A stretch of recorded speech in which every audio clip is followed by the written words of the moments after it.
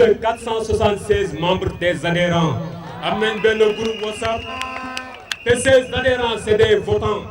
C'est des votants parce que notre objectif c'est de voter et de faire voter. Loolu mooy suñu slogan. te monsieur le maire am na benn affaire mënuñu ñëw ba fii te duñ ko wax puisque avant ñuy def lépp lu ñuy def rencontré nañ dëkk bi dem nañ ci chef de village dem nañ ci notable yi dëkk bi dem nañ fi ñu war a dem yëpp dem nañ les responsables politiques dem nañ seeti monsieur Libas Ba en plus monsieur le maire am na benn affaire boo xam ne il faut me signaler ko puisque bi nga ñëwee ñu fekk la c'est que le 1er janvier présenter le mouvement bi ñu wax nga déglu ñu da ñu joxoon ay directives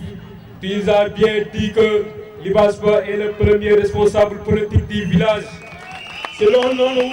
moo tax dem nañ rencontrer Libas vraiment boo gisee manifestation bi ni mel nii ça nécessite beaucoup de moyens. C'est pour cela monsieur Libas monsieur le maire Libas li ñu waxante woon ak moom biñ demee këram dafa jël le double jox ñu ko pour ñu mën a réussir manifestation boobu. On remercie aussi notre frère Cheikh Sané Faye puisque biñ demee si moom tout ce que vous voyez là jëm si wàllu animation biñ ko waxee dafa dugg néegam jox ñu ko nañu ñu ngi seen ginnaaw seeni frère lañ ñu ngi seen ginnaaw loolu la ñu wax noonu la. les meilleurs responsables yi nekk ci dëkk bi yëpp su ma continuer damay indi ay amalgame maa ngi sant ñëpp Sam Gueye aussi ñu koy remercier ñu ngi sant ñëpp di sant responsable politique yi nekk ci dëkk bi yëpp waaw mouvement Anta Falaal ngeen ñëw comme ngeen yëngu seen bopp ci kaw maa ngi wax ci kàddu yi ñu ngi sant ñëpp di gërëm ñëpp le travail continue les gars.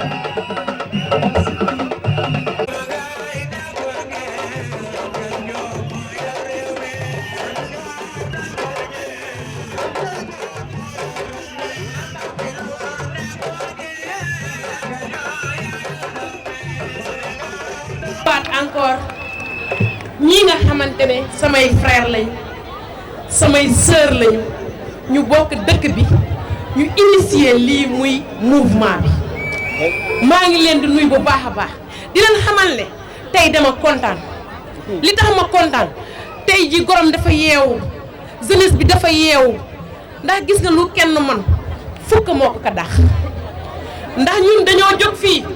6 mois avant di liggéey affaire bi lëndam crise ñuy xuus jàll kenn gungewuñu ngir lan ànd fal Ndiagne Diop mais tey ñun bu ñu toogaatee ba ci biir loolu xale yeew xam ne carrément ñii ñu ngi dem Ndiagne Diop bari ga ci mbartal la puus mu dem puusul mu dem te ñu xam ne ñu toog xam ne carrément ñun ñi war nañoo jóg taxaw créer benn mouvement fekk ñi nga xamante ne ñu ngi ànd ak Libaas liggéey c'est quelque chose à saluer ñun tamit ñu nangu ànd ak ñoom fas yéene liggéeyal Ndiagne Diop ba le soir du 23 Ndiagne Diop jël siège bi pour son deuxième mandat te incha allahu rabbi dina am ndax gis nga borom ndey ju liggéey kenn mënu koo yàqal te Ndiagne Diop macha allah ndax am na un moment donné boo xamante ne dëkk bi biñ jàllee toog mu wóor la ne ñëpp toog nañu affaire bi metti lool li tax tey jii nit am conscience su nan laay def ba dimbali Ndiagne Diop Ndiagne Diop toog Ndiagne da nga war a yee heure boo yeewu nga ne merci maman liggéeyu ndey la ndax loolu mënoon naa bañ a am kon nag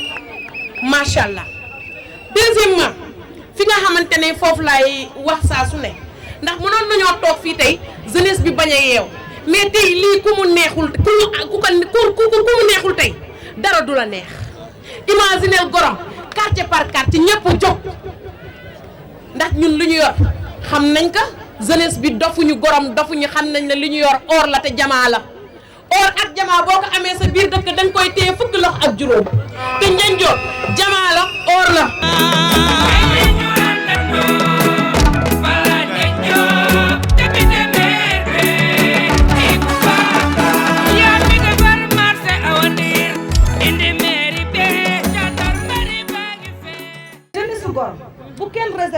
man woowuñu ma waruma génn ñëw déedéet parce que luy sukkali gorom pour gorom yëpp la du pour que ñun man quartier bi laa dëkk soit man quartier Pël laa dëkk wala soit quartier Ndiago man woowuñu ma non non ñëpp ñoo war a génn ñu mobiliser wu falaat monsieur le maire Dieng Diop ensuite ñu tëralaat suñuy projet ba def lépp loo nga xamante ne pour sukkali gorom dër parce que dañu Sénégal émergent ñun dañu bëgg gorom dër émergent te incha allah rabbi day am dana war ci campagne bi incha allah rabbi ñun jeunesse su gorom dër incha allah rabbi du 8 ba jusqu'à la fin de la campagne ñun ñëpp ñooy ànd di takk suñuy dàll parce que monsieur le maire barki démb dafa wax campagne américain la woote ba ñun ñëpp campagne kaana la ñuy def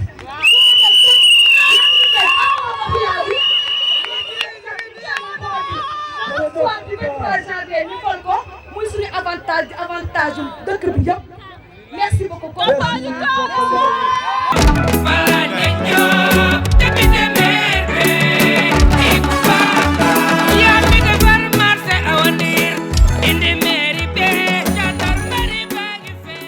tey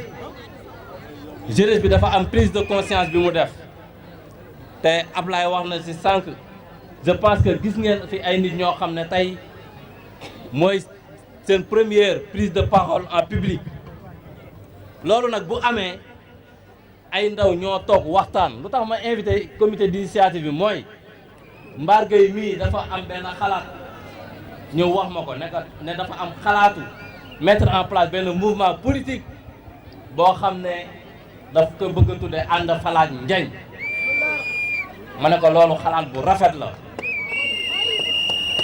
xam nga jëf buy ñëw rek ñu koy xalaatandoo day bëri waa guy gi tamit ñoom toog fi ñuy naane ataaya am même xalaat bi muy Mas Diallo Dees Mandiaye ak seen xarit yi ñuy toogandool foofu yëpp biñ ma ko waxee nag ma ne leen loolu man je serai membre parce que lépp loo xam ne day ñëw ànd dooleel monsieur le maire man lu may lu yombal sama liggéey la te loo xam ne man membre d'office laa ciy nekk donc moo tax ñu jël sunu dàll dugg biir gorom ne nañ jël xalaat bi invité ci toute la jeunesse du village def le tour du village amul koñ boo xam ne bàyyi nañ ko ci gorom dem à la rencontre de tous les responsables politiques du village dem ci chef du village rencontré ko di ko nuyu au passage dem ci imam rencontré ko mu ñaanal ñu donc ñu mobiliser toute la jeunesse de Gorom mettre en place le mouvement décliner nag suñu benn programme te après les élections sax ngeen di soog a gën a xam njariñu liggéey bi biñ mettre en place nag le mouvement ma ne leen élection yi passé les meilleurs résultats Gorom fii lañ ko amee donc Gorom musuñu wéet maire musul wéet c'est jàppale bi ko Gorom di jàppale mais cette fois-ci dañ fi gis loo musul gis en politique je pense que c'est l'ère de la jeunesse tey jeunes yi ñoo jóg mobiliser wu jël politique gu Gorom téel ko seen bopp rencontré nañ la pour lancer le mouvement mais dinañ la rencontrer waat parce que dañu war a décliner un programme stratégique pour le développement de notre village.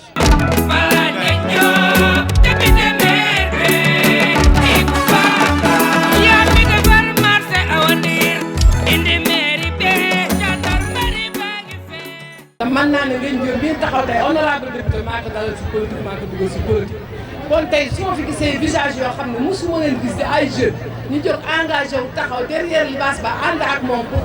réunir Ngagne Diop au soir du 23 janvier dama ne man dama rafetlu loolu dama kontaan man ndam lu rëy def si man xale yi bi ñëwee bi si sama kër dama kontaan ba xaw ma lan la leen di wax rawatina tey jii nag bi nga xam ne départ nañ ko monsieur le maire def convoi bi ñëw nit ñu teeroo vraiment ku mu seetlu sa xol dara du seetlu sa xol tey dama kontaan dafa rafet li am tey si dëkk bi musul am si dëkk bi yàlla na ko yàlla saxal xale yi seen mouvement bi yàlla yàlla jëmale ko kanam yàlla gën leen a jàppale ba fa ngeen bëgg a yeggale seen mouvement bi yàlla yeggale ko fa dama ñaan yàlla mouvement bi doon mouvement ba nga xamante ne mooy soutenir Gorom 2 ba nga xamante ne lépp lu waay soxla lu waay soxla si politique si mouvement bi nga koy jaaral pour mën a dëgg gërëm ko.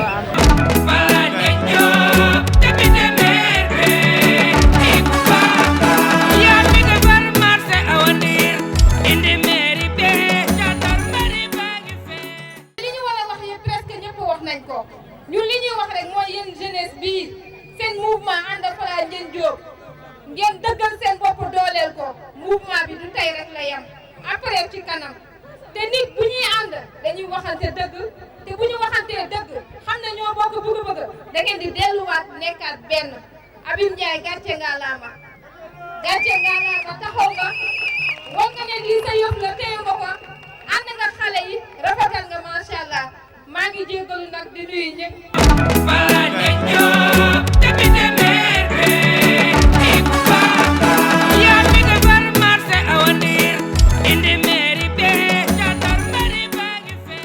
maa ngi politique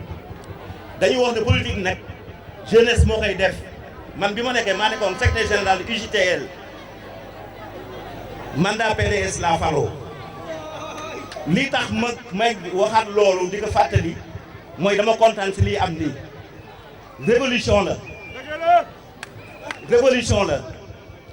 révolution bi nag dafa mel ni man lañ ko defal waxuma monsieur le maire parce que lii xam naa ne Macky Sall sax amu ko Fatick gi mu dëkk man noonu laa gis moo tax ma leen di gërëm dama ne Macky Sall sax amu ko Fatick jeunes yëpp jóg taxaw nekk kenn nit ne dañu réélire seen maire député maire de Gorom 2 ñooñu xam nañ la ñu bëgg jeunes yu xam lu ñu bëgg laa jàkkaar loolu tey donc damay wax vive la jeunesse de Gorom 2 vive la jeunesse de la commune de Bambilor parce que tax ma la commune de Bambilor tey maire bi Bambilor lay Gorom 2 la yeewoo maire commune Bambilor donc jeunesse su Gorom 2 ñooy maire Bambilor donc bu ñu demee ba am xalaatu na fu maire taxaw war nañ fa taxaw lu maire yëkkati war nañ ko gàddu ak moom donc loolu dañ koy rafetlu lool tey j'étais ému.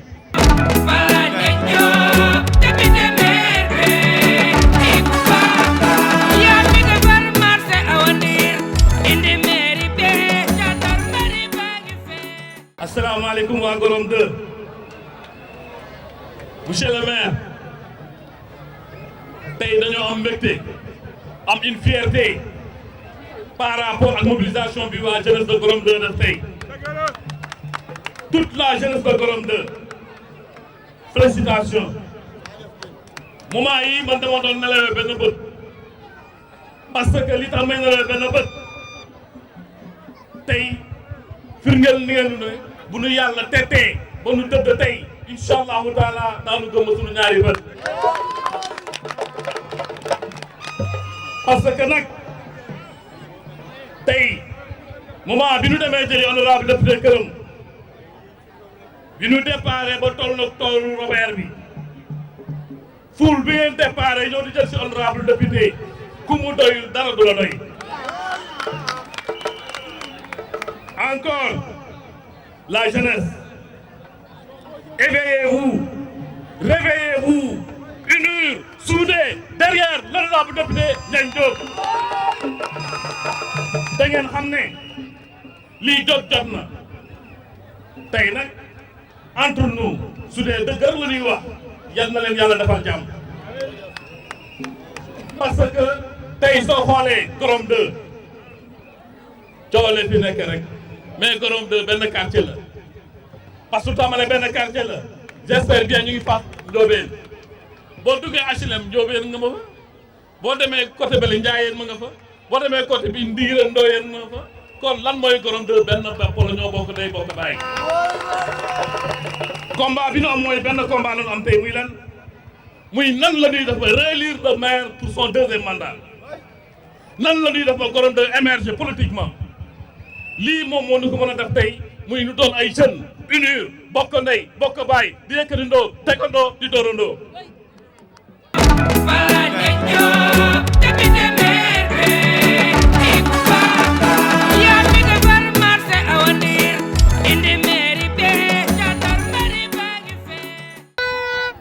ma gërëmaat bu baax Libaas nuyoo mooy nuyoo ak ngërëm mu may gërëm Gorom 2 si sa loxo laa koy teg nga jottali ma ko ñëpp. Cela m'amène à revenir à ma jeunesse. Merci. La relève est assurée. ma ne wax ji dafa bari woon Gorom Gana Ndiaye. Cela m'amène à vous dire encore, à remercier quelqu'un parmi vous, parmi nous. Je veux nommer Serigne Moustapha Mbacké. Góor piir kilifa piir taxaw mu moom fu taxaw war ndax lii bokk na si ñi ko sabab ba lii mën a am. loolu mooy yóbbante nuyoo ak ngërëm ci Serigne Moustapha Mbacké. Je reviens à ma jeunesse. C'est une fierté de vous voir aujourd'hui défiler dans les rues de Gorom 2 pour acclamer le nom de Ndiaye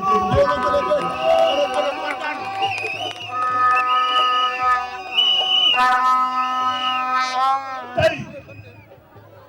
dama ne ku bëgg Gorom Gana Ndiaye dina ñëw ànd ak yéen. ma ne cela m'amène à remercier mon frère Baye Laye muy Ablaye Tine Ablaye Mbaye tey moom mën naa ko wax Ablaye Mbaye mais Baye Laye rek laa koy wax wala Ablaye Tine ndax suñu wayjur lañ ko tuddee muy Baye Alaaji Ablaye Tine. ma gërëm la bu baax sa discours ma ne nit duñu ko jox lépp mu jël lépp. si aujourd'hui ma ne tey bu deuxième mandat bu Ndiagne yombee c'est que Ndiagne dafa bàyyi Gorom 2 liggéey yeneen dëkk yi naka jërëjëf mu doog a war a ñëw waxtaan ak ay mbokkam. mais ma ne du ay wax c'est du concret. Nous avons dépensé 88 289 de prise en charge pour les élèves et étudiants du village de Gorom 2. am na tey ñu nekk ci yeneen i liste seen master 2 man mii Ndiagne maa ko fay te Gorom 2 la ñu dëkk.